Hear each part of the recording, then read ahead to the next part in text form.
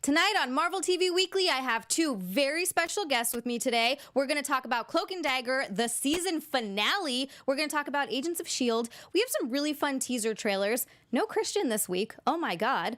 All of that and more. Marvel TV Weekly starts now. You're tuned in to AfterBuzz TV, the ESPN of TV talk. Now, let the buzz begin. Hey guys! Oh, hey guys! Hello!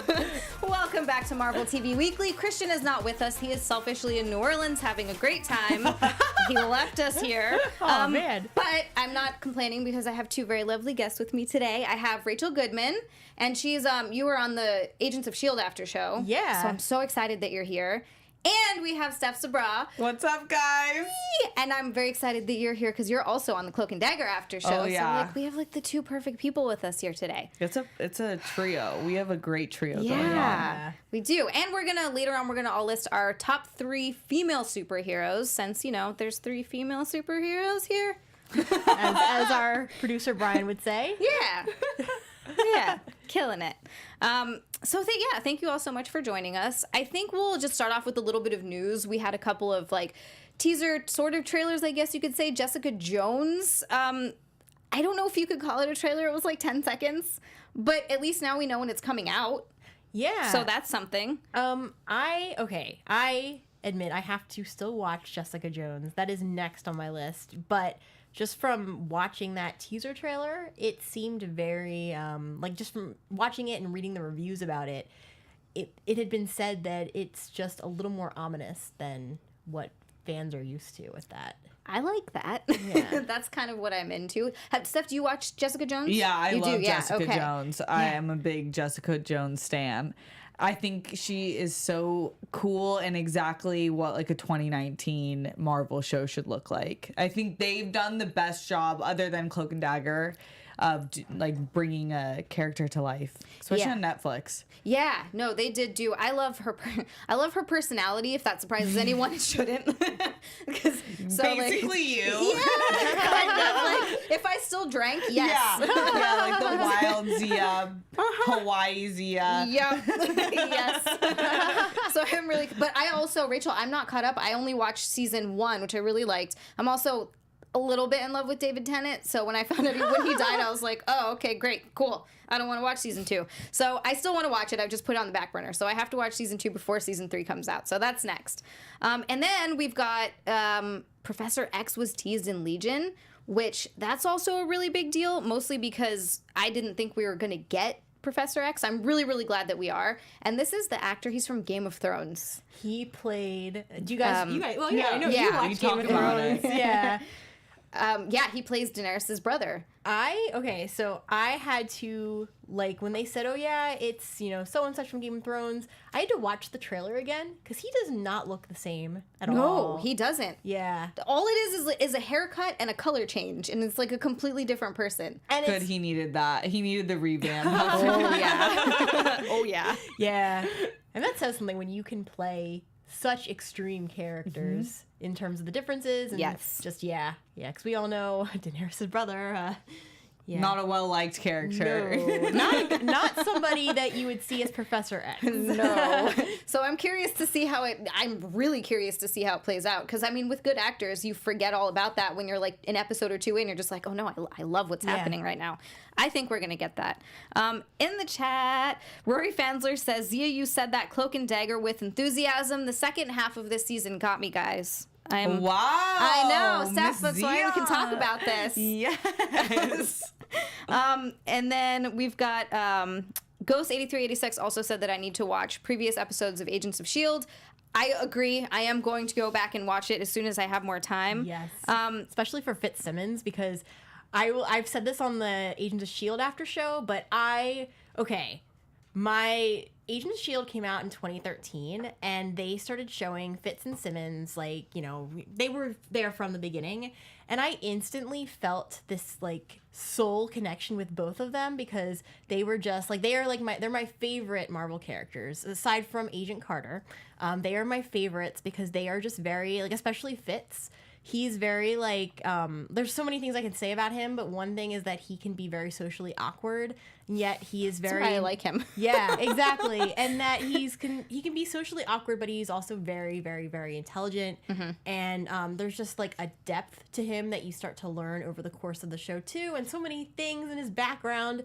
And it's just, yeah, like they have just been like, that is the reason why, like even before I was ever with AfterBuzz or on the panel for Agents of S.H.I.E.L.D., I kept going back to that show for Fitz and Simmons. I totally get it. I actually already have a little crush on Fitz. I've talked about this before. He's super cute. I like his character. Period. just done.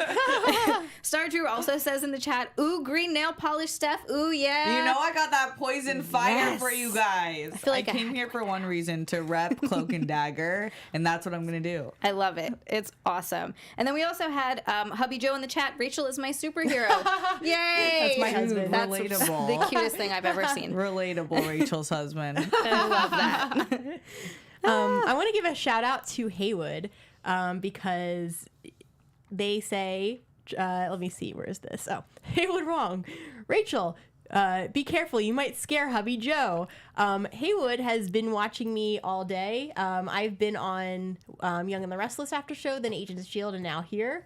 So I wanted to give them a shout out just for, coming into all of the shows. That's amazing. Yeah. Yeah, we have a really dedicated fan base here, and we love you guys for that. And actually, speaking of which, since we're on that topic, I just want to basically thank all of you guys for watching us. It means a lot to us. It allows us to do what we want to do, and to help us continue to grow with AfterBuzz. Like, one of the biggest things you can help us with is just like liking and subscribing. Commenting is awesome. We love reading your comments. We love when you guys are in chat with us. But yeah, and also head over to iTunes, give us a 5-star review. Don't bother with like 1 through 4 because those stars don't even work. Drop us a comment there. We appreciate all the likes and all the subscribes. So thank you guys so much.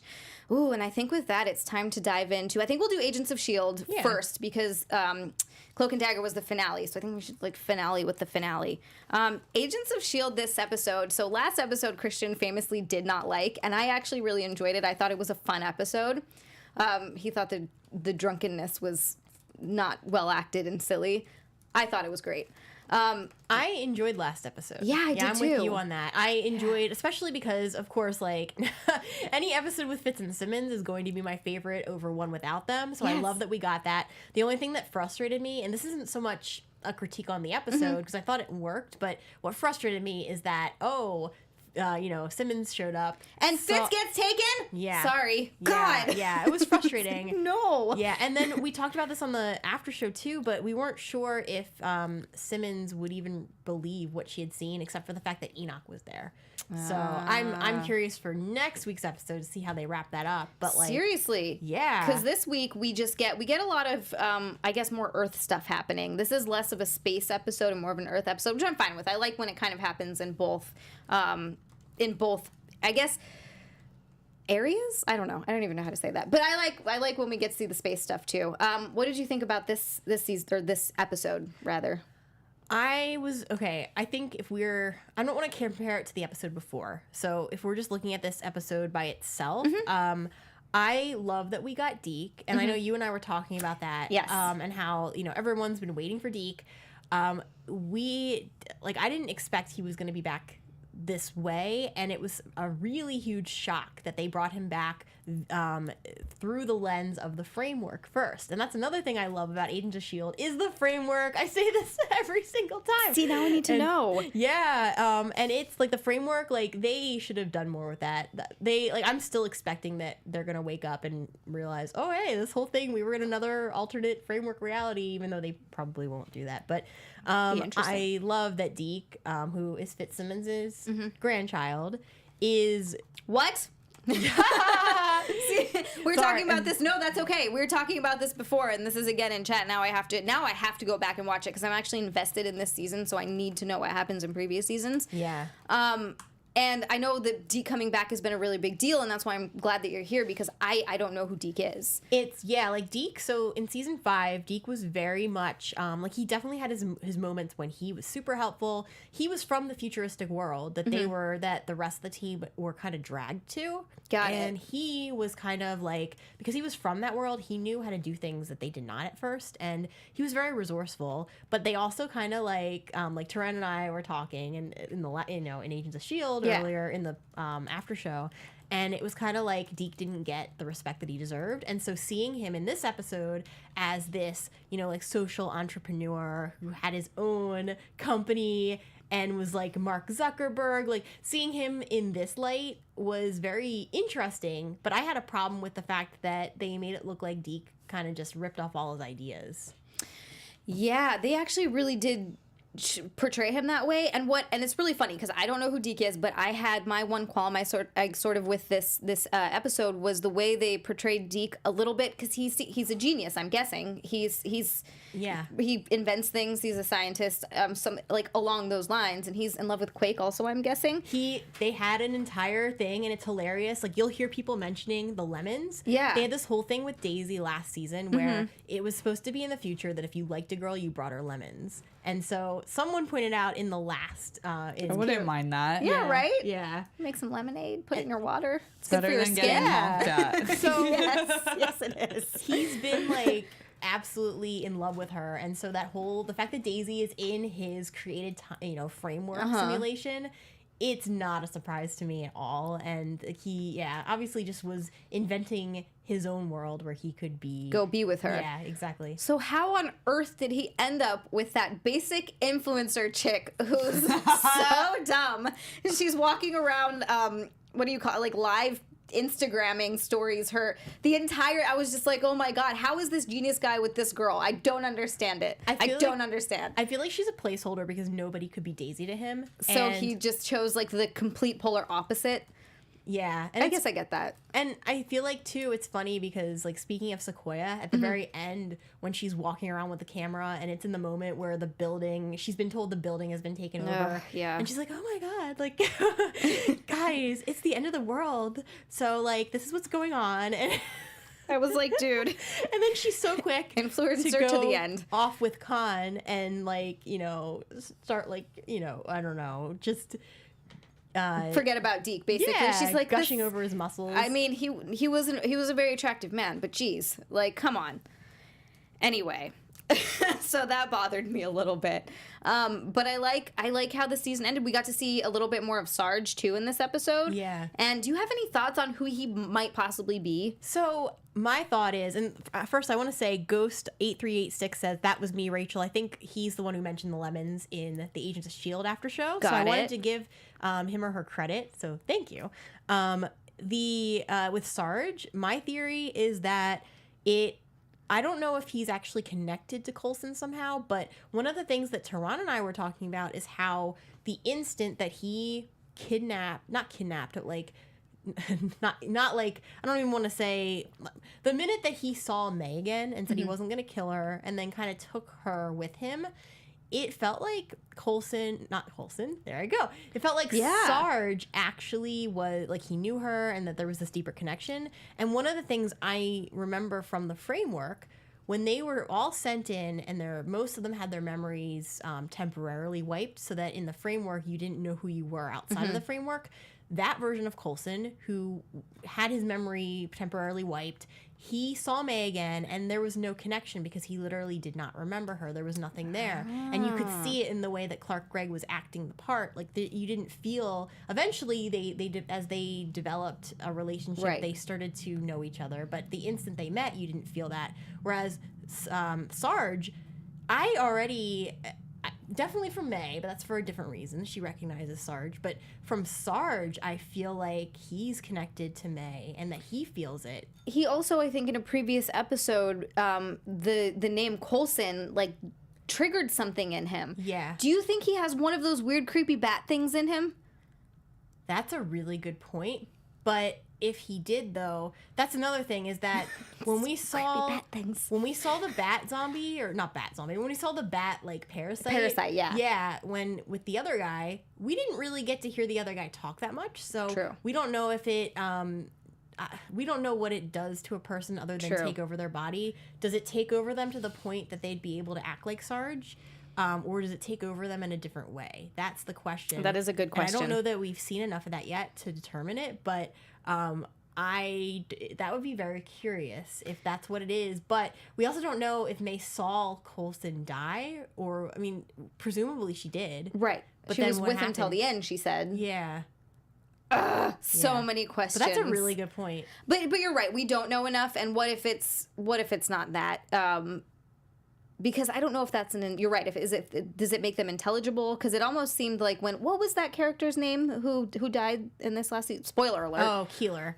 Thank you. Keeler, that's another thing. When we saw him, the parasite pretty much, even when the parasite had taken over and we saw him conscious, he wasn't, you didn't really get you didn't get Keeler. Right. You did get someone, but I don't know that I even felt a real genuine personality. Right. Just more like a zombie. That's kind of what I was thinking as well. So I don't know if that's like a legitimate theory, but it was just the bat freaked me out. That was a really good part of that episode. They always bring up Tahiti in all these conversations. So if they were able to save Coulson once, maybe there was another way to save him again, but it involved some sort of memory wipe.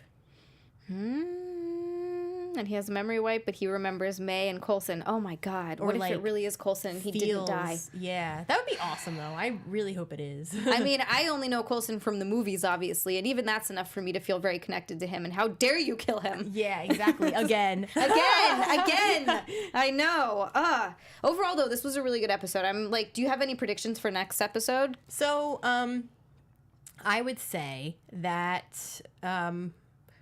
just kind of going off of what we were saying with Sarge, I feel like it is going to turn out that he's not a bad guy the way that we're thinking. Maybe more of an anti-hero, but not bad. And that maybe his team, maybe parts of them are bad, and that we're going to get Sarge with the rest of the S.H.I.E.L.D. agents, and that the rest of his team will go rogue, maybe. We don't know who their leaders are yet. And then also my predictions with everything we're seeing in the previews with Fitz and Simmons. I feel like they're going to, I mean, this is a simple prediction, but I feel like they're going to finally get Fitz back before anything happens, and then they're going to come back to Earth. And fight really whatever. hope we get Fitz back. Yeah, and then maybe not the next episode, but maybe the episode after that, everyone will be back on Earth, and we'll be fighting whatever it is that we're, up against. Yeah. That makes sense, because you're going to want to eventually see the entire team together. Yeah. And it seems like maybe now that Deke is back, he's going to be sort of integrated back into the group, and that'll be interesting. Yeah, and they don't have, like the other seasons, we had a much longer run. They usually broke it into pods, and now this season, I think they're only doing like 13 episodes. Wow. So it's There's usually like 23, right? Yeah. Whoa, that's a whole 10 less episodes. And so It's normally, like Game of Thrones. Yeah. And so they had to make, like the writers were talking about how they had to make the story tighter. And so I would guess that if this is episode 4, 5, half of them are still in space. 6, if they're back, that gives them the rest of the season to figure out what they're doing with, everything on Earth. That makes sense. I just want to bring up very quickly, I do really like the butterfly girl character.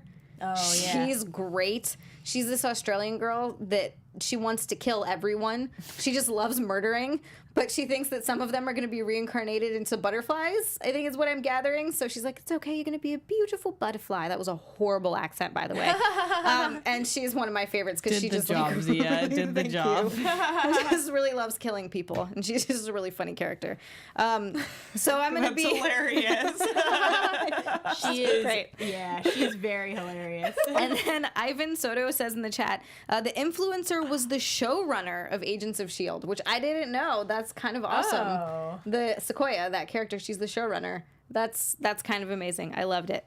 And Ivan Soto says she's also from New Zealand, which I can see. That's more of a New Zealand accent than Australian. Jeez, Ivan, thank you with all of the info. Now we're going to transition into some Cloak and Dagger talk. Yes. I love Cloak and Dagger. My computer just went green, so that's great. It's a sign. Yeah. I seriously do love your nails, too. They're amazing. It's my favorite color, and I love Mayhem as a comic book character, but I was so glad that we got her season 2. And I really loved the way, and they didn't do this in the comics, so I like it was a very interesting deviation. How did you feel about the split, where she was split into 2 characters? Love it. So cool. Love it, and I love the ending of them being combined into one. Me because too. Bridget O'Reilly was getting out-phased by, I feel like she had PTSD she was dealing with, and she just became scared, and she needed that tenacity and ferociousness that is Mayhem, but Mayhem needed some empathy. Seriously. She was like next level nuts. Like, I loved it to an extent, but I was like, okay, you need to calm down a little bit. Yeah. Like, you can't just be slitting people's throats out here with your nails, girl. Yeah, although I want those nails. How do I get those? Honestly, I'm as close as it gets, but I haven't figured out how to like enact the poison. Enact the poison. I love that. To be like, just you're yelling somebody messed up, and you're like, enact the poison. It's happening. This finale though, I really enjoyed it. So as a lot of people famously know, a lot of people know, I didn't like season 1, and I didn't really like half of season 2, but I forget exactly what episode it was. I found myself sitting on my bed watching it with my mouth open, and I was so into it. No ways, yeah. Yeah, it was. I think it was the episode where Tandy got kidnapped and taken to the hotel room, and Tyrone. The real sex trafficking. Oh my God, it was really good. It was really well done. I was very impressed. So that kind of, and then from there, I was like, wow, I'm actually like, I really enjoyed it. So I enjoyed this finale a lot. How did you feel about the way that they had to go into? It was Aloha, right? Is what it's called. Oh yeah. The I guess sort of a spirit world to fight with Evita. Despair. Yeah, I love Evita. To fight Despair. I know I'm just really sad that I was always kind of shipping Ty and Evita, and I'm just kind of bummed that they can't be together now. I know. First of all, do you waffle or pancake when you hold hands? I waffle. Okay, me too. I'm a waffle girl all the way. I feel like there's no other way. No. Like, if you're pancaking me, you're not into me. Yeah, that's like friend. I hold hands with my friends that way. Yeah. So platonic. It was a really tough thing for me because it's crazy. I think this show did a really good job of making Evita and Tandy in their respective places. Like, Evita was obviously clearly a more romantic connection with Tyrone, and for 2 seasons they were able to make Tyrone and Tandy's relationship platonic, which is like impossible with that good looking of characters and when you're a divine pairing, but they did it successfully where they began this partnership and then you grew in love with their friendship. But honestly, all great relationships start with great friendships. So are you shipping Tandy and Tyrone a little bit? Yeah. Like, I love Evita, but she's married now and she made the sacrifice. I hope though that she continues to level up, because like, you can't just make my girl get married like that and not give her some like more power. Seriously, please. So, and I want her, like, can she be in an open marriage? If that's gonna happen, like, she can't just be. I feel like that's fair. He definitely is in an open marriage. Yeah. Like, come on. Yeah. So, Be but lonely forever. I like them together. I think it will make sense. But they would have to stay together. Like, if they're gonna be together, they have to stay together. Yeah. Not this like back and forth. Yeah. Like, I love you, I don't love you. Because they have to I don't. work together. Yeah. They are, I mean, their friendship is ridiculously sweet. Ty is so cute. The finale, the writing of the finale, and just the showrunner of Cloak and Dagger, I have the utmost respect for, Joe Pekowski. He really did his research on everything, especially when you're talking about subjects like sex trafficking and police brutality and all these different things like class issues, economic issues. They really did their research, and every single person we had in, and when we met the cast at Comic-Con last year, they all said that our writers are diverse. So if it's a women-based episode, they'll have more women writers, if not all women writers in the room.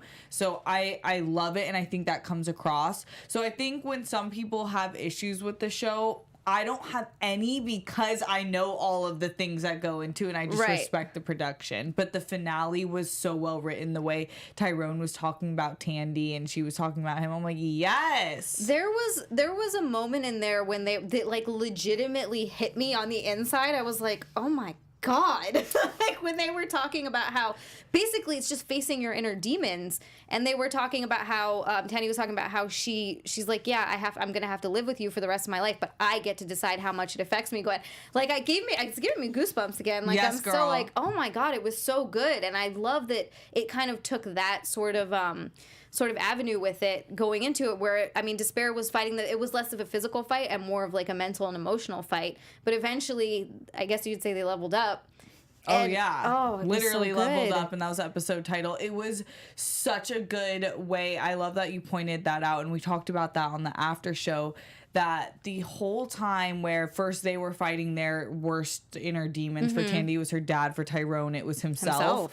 And how they switch, and that's what great partnerships will do. They want to fight your battles, but at the end of the day they fought and finished their own battles, which was just such a cool sequence of events. And it's so cool because you get that support there, and it kind of it sort of gives you that strength to fight that battle that you need to fight. So it's like it's hard. At the end of the day, it absolutely comes down to you, but so much of it is having a support system. Oh, yeah. That's the whole time huge. I was like, go, bestie. That's my bestie. Like, I want that in my life. Someone's like, Steph, she's this, she's that. Like, everywhere I go. Someone to just... eventually, we need to, like, have that in our own brains, like, being our second voice. Yeah. But that's hard. Yeah. I need, like, all the queer eye men, like, around me at all times. Cheering you on, and you're like, okay, I got this. I'm good. So I really love that. And I love the despair character that we got. That was another thing that, like, you sort of see that more halfway through the season, and I was like, oh my god, this is great. I love that we're getting this, and I love, because it is definitely a little bit different in the comics, but I love the way that they did this iteration of it is so cool. And I honestly found myself sympathizing with him a little bit, especially in the end of this episode. Totally.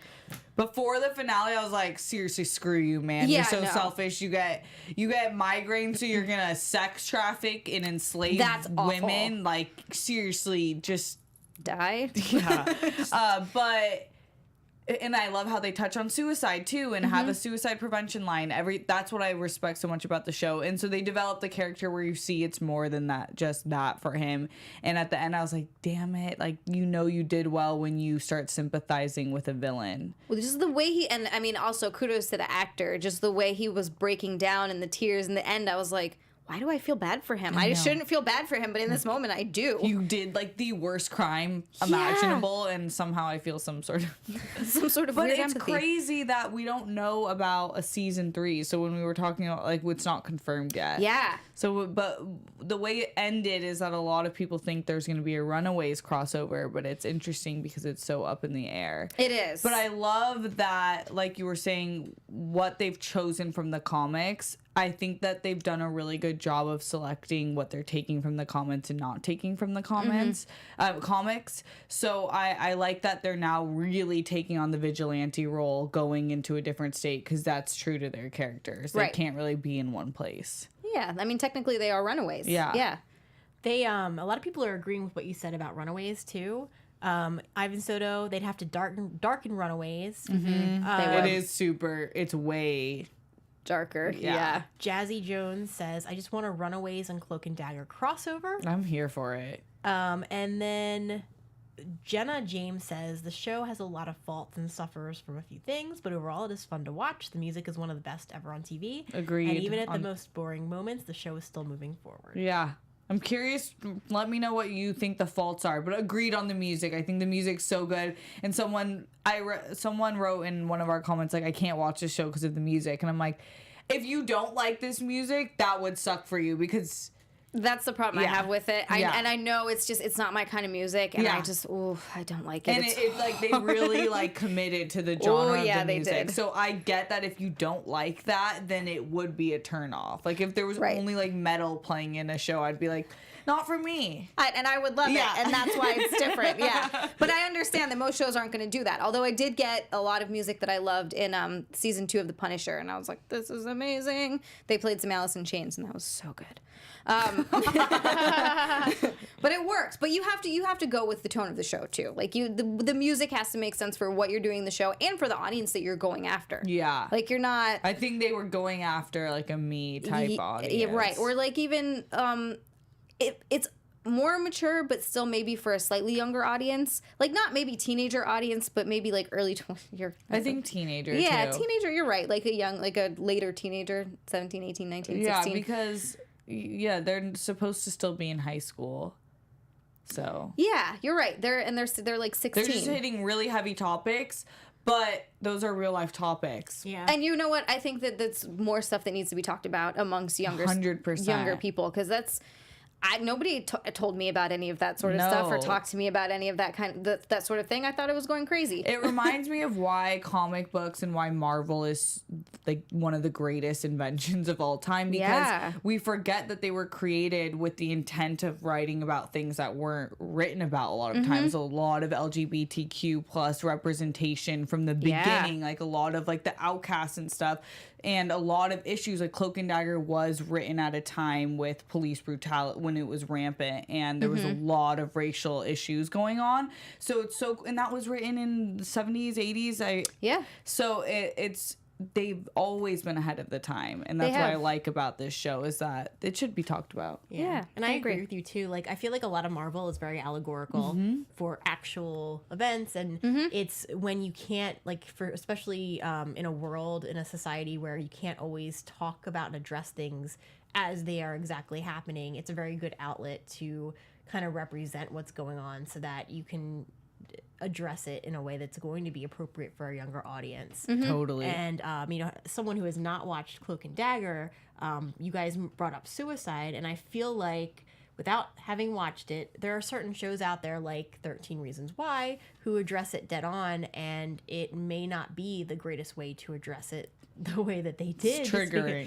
Yeah, Right. Exactly. Yeah, So- no, I legitimately didn't watch that show because suicide it is close to me, and Yeah. I'm like, I can't. Yeah. I don't want to know. Yeah. Like, I can't. This is too much for me to watch. It hits too close to home. So Yeah. I didn't like the way it was done. I agree. Yeah. That's a good point. Yeah. Yeah, no, but That's it's a great like, point. and it's especially for a younger audience. Like, I watched 13 Reasons Why, but I feel like if I had watched it in high school, it would have been like very triggering. So to have a show that handles, you know, a serious issue, but in a way that is not going to trigger young people and is actually going to give them a place where they feel a connection and it prevents them from doing something that they might have otherwise done, that I feel like is a more powerful message. Hell yeah. Yeah. That's so well said. Oh my Cheers. god. My invisible cup. Oh my god. See, this is seriously panel of superheroes. I'm just gonna say it right now. And on that note, we are gonna list our favorite top 3 superheroes. I guess we'll go in order. We'll go 3, 2, 1. I'll do my 3. You can do your 3. You'll do your 3, and then we'll go 2, 2, 2, and 1, 1, 1. Perfect. So this is favorite female superheroes because we just thought it was fitting, especially for this week. Plus, there are so many awesome ones, honestly. My number 3 is Rogue. Not from the movies. There was some confusion before this happened. Not the movies Rogue. 90s cartoon, comic book Rogue. Mostly from the 90s cartoon. She is awesome. What I love about her is that she's very strong, but she's also feminine, and I like that combination a lot. That you can still be feminine and strong, and also her powers are just awesome. She can fly. It's so cool. Truth. Her too, yeah.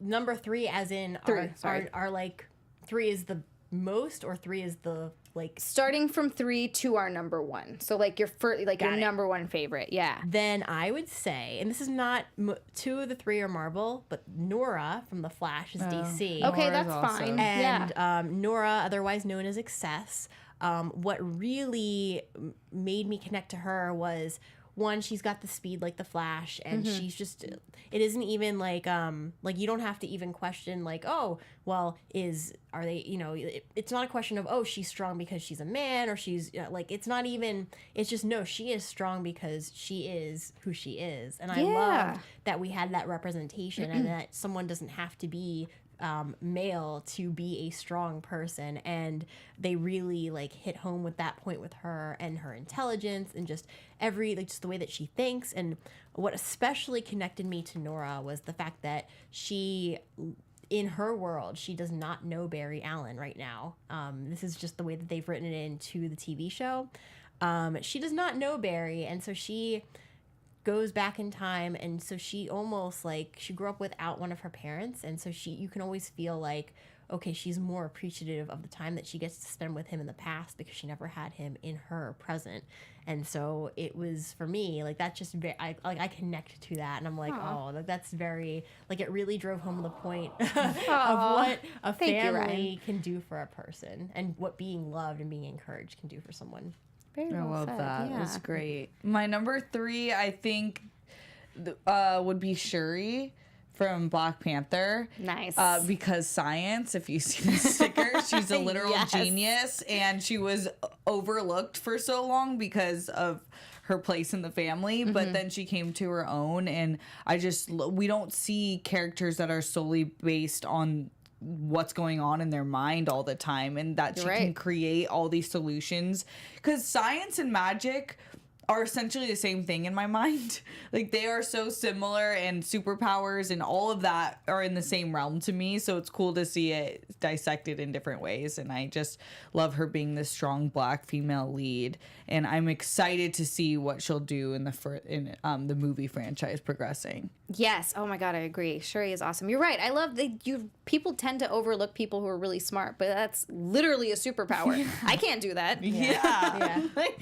never gonna happen. My number 2 is Storm. She's always been one of my favorites. Like, when I was a little kid, we used to play X-Men, and I would run around trying to like roll my eyes in the back of my head like Storm. It hurts. Don't do it. It's like not a good idea. Just being able to control the weather. All I've ever wanted to do is when someone makes me mad is to bring the thunderstorm down upon them. Heck yes. It'd be so cool. And I just love how technically she's a queen / princess. And I love how like stately she is, and she speaks so, I guess regal and properly is a word. It's really funny, especially in the 90s cartoon. She's hilarious. It's amazing. Who is your number 2? I would say Gemma Simmons. And All I right. know that technically, like we were talking about, like it doesn't, like intelligence can be a superpower. And to me, like she is, just from watching her all of these seasons on Agents of S.H.I.E.L.D., she is like, I very much connect with her because I connect with pretty much anybody who is like maybe socially awkward, but at the same time, like they spend all their time with books and reading and writing. Yes. And that there's this, like, you know, some people are not street smart. Not that Gemma is not street smart, because I think throughout the season she's really evolved and grown, and so now she can handle things the way any other agent can handle, whether it's on the street or not. But just, I think that it's just this like nerdy aspect of her that I always really connected with. And like, she saves the day so many times just from the knowledge that she has.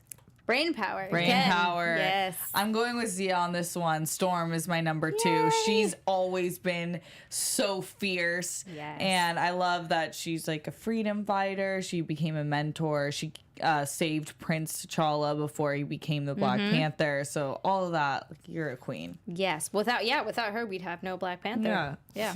How about that? God bless. And number 1 for me is I keep wanting to say Scarlet because it's Scarlett Johansson. Then I finish it with Scarlet Witch. It's not. Oh my it's God. Black Widow. Although I do love Scarlet Witch. Black Widow. I love her because first of all, she's just badass. Like, she trained to get that way. She also doesn't have superpowers. She's just an awesome spy. But the fact that she's gone so far for redemption to wipe out all of the red in her ledger is just a really noble cause. And I mean, she literally sacrificed herself for the world, for everybody else. I mean, she's probably one of the most selfless characters, at least in the movie franchise. That's Good my choice. number 1. Thank you. For me, it's Peggy Carter. And I love that. Yeah, Peggy Carter is my absolute favorite. And honestly, I know I said Gemma was my second. Peggy and Gemma, it's like, I would say Peggy is definitely, like, there's no question. Peggy is number 1, but Gemma's very close. But it's for the same kind of reasons, is that Peggy is very intelligent. She is a very, I don't want to say she is motivated, but like, she's just a natural at what she does. And she's just very good at being a leader and very good at solving a problem. I also am very connected. Like, I love like the 1940s, like World War II era. I love history. I was a history major in college. So I think that just from that and like the fashion of that time period, like I'm very connected with that world. Oh yeah, I love that glam. Yeah, that makes me definitely a Peggy Carter fan. Good choice. Yeah. Good choice. Okay, my number 1 would have to be Scarlet Witch, so in your Scarlet realm. Very nice. Because you guys, if you follow me on any other show, you know that I am a witch. So I love all my fellow witches. And she's one of the strongest magic wielders around ever. And she became an Avenger. She climbed and she was dealing with a bunch of bad stuff, but still was able to like find the good in it, which sometimes doesn't happen. They stay on the bad side. Yeah. So I love her, and I loved her portrayal. I love her in the comics. I love her in the Avengers movies, and I cannot wait for Wanda. I was gonna say, so are you excited for WandaVision? Yes, so excited. Woo! I know it's gonna be really good. Oh my god, we don't have that long to wait. Hopefully, we're getting Disney Plus, I believe, later this year. Yeah. But I don't know when the shows haven't been announced yet. So I'm just. But I feel like they wouldn't have teased it too far in advance. Yeah, like we can't be getting it like 2022 or anything like that. I feel like as soon as Disney Plus happens, they have to have a lineup. And I think that everything they tease must be there. Right, that makes sense. Okay, good. We're getting it soon. Thank God. So give us your favorites. It doesn't have to be female characters. You can do female. You can do just favorite superheroes, whatever. Let us know in the comments. I'll just read a couple really quick before we go. Jazzy Jones, top 3 female. Shuri, Black Widow, and Scarlet Witch. Awesome list. I see that goes along with ours. Ghost 8386 says Captain Marvel. Scarlet is 1. Scarlet Witch is 2. And Quake is 3. Very nice. Quake. All right. I like Quake. It's pretty awesome. Yes. Yeah. And let's see. We've got Ivan Soto, Quake from Agents of S.H.I.E.L.D., Mockingbird from Agents of S.H.I.E.L.D., and Melinda May from Agents of S.H.I.E.L.D. Somebody loves Agents of S.H.I.E.L.D. He is in all of our Agents of S.H.I.E.L.D. panels, so That makes sense. I haven't watched Agents of S.H.I.E.L.D., and really it's the like one it. I haven't. I've seen almost at least a few episodes of every single entity, if not all of it, but not Agents of S.H.I.E.L.D. it my overall thought of the season, not of the season, of the show in general, if you start watching season 1 and you feel like it's a little bit slow and you don't know where it's going, keep going until the end of season 1, because that's where the drama really picks up. Okay, I love the drama. We can watch it together, Steph. Yes! We can text each other while we watch Yes! it. I would love to do that because I need to get on it. But that is all the time we have today. Thank you, or I guess I'm talking to the camera. I don't know who I'm talking to. That's all the time we have today. Thank you so much for joining us. Thank you both so much for joining me. I thought I was going to have to do this show by myself, and I was like, oh, no. Never. And plus, I get both of all the amazing takes on Cloak and Dagger and Agents of S.H.I.E.L.D. So before we go, where can everybody find you if they want to talk more about Cloak and Dagger, more about Agents of S.H.I.E.L.D., and whatever other shows you're on? You can find me on Instagram and Twitter at Steph Sabraw. A lot of my shows are ending, but I will be picking up some soon. But, you know, the comic book talk never ends, so find me on Instagram and Twitter there. Yeah. And I am Rachael Goodman. You can find me on Instagram, on Twitter at Rach Goodman. I have a lot of my writing stuff on my other pen name, Rachael Radner. So you can find me on Instagram at Rachael Radner Author. I also have a Facebook group. If you go to facebook.com/groups/Rachael Radner, that's where all my writing stuff is. And you can also find me on the Young and the Restless after show, which is on Sunday nights at 5 p.m. Pacific Standard Time. I am also on The Spanish Princess right now, which is at 6 p.m. Pacific, 7 p.m. Oh, you history nerd you are. I love it. And then on the Agents of S.H.I.E.L.D. after show between 8 and 9 Pacific Standard Time. And when Outlander picks back up, I'll be on that one too. Oh my gosh, history. No, I love it. That's amazing. And I'm Xia Anderson. You can find me on Twitter and Instagram at Xia_Land. That's XIA_Land. Facebook also at Xia Anderson. And also you can find me on Marvel Movie News Thursdays at 1 p.m. on the Popcorn Talk. Thank you so much for joining us. We will see you next time. Bye. Our founder, Kevin Undergaro, and me, Maria Menounos, would like to thank you for tuning in to AfterBuzz TV. Remember, we're not just the first, we're the biggest in the world, and we're the only destination for all your favorite TV shows. Whatever you crave, we've got it. So go to AfterBuzzTV.com and check out our lineup. Buzz you later. The views expressed herein are those of the hosts only and do not necessarily reflect the views of AfterBuzz TV or its owners or principals.